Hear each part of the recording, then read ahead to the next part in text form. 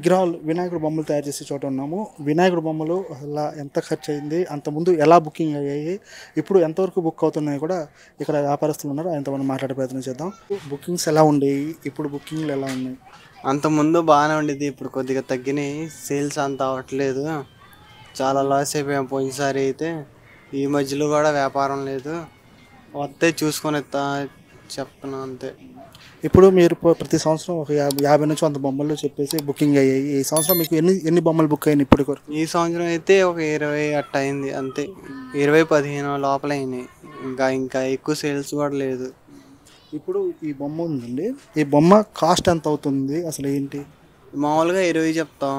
20, 18, 16 వేలకి ఫైనల్. లేకపోతే 14 కూడా ఫైనల్ ఇచ్చేస్తాం.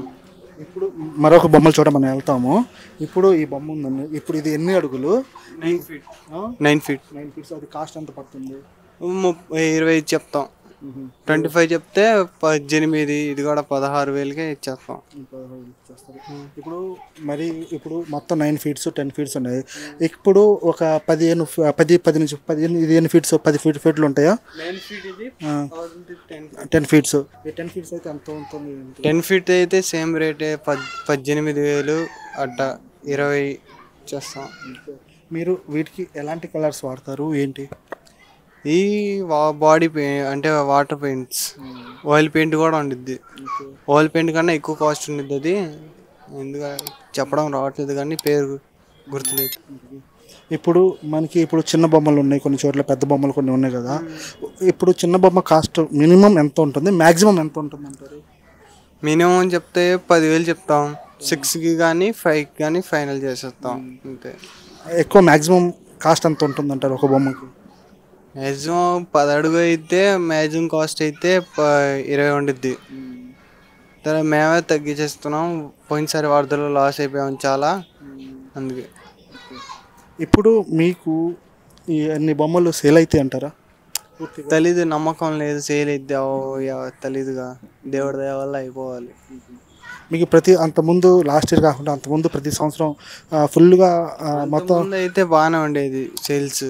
ఇప్పుడు వ్యాపారం తగ్గిపోయినాయి, డల్ అయిపోయింది, జనాలు రావట్లేదు. మీకు ఇంకో 4 రోజుల్లో వినాయక చవితి ఉంది కాబట్టి ఈ 4 రోజుల్లో ఇంకా బుకింగ్ ఎక్కువ అవుతాయని చెప్పేసి ఒక ఆలోచన ఉన్నారంటారు? వస్తే ఖచ్చితంగా ఇచ్చేస్తా. ఎంత మీకు ఎంతలో కావాలంటే అట్లా చూసుకొని మాట్లాడుకొని రేట్ ఫిక్స్ చేసి ఇచ్చేస్తామమ్మ. తగ్గించి.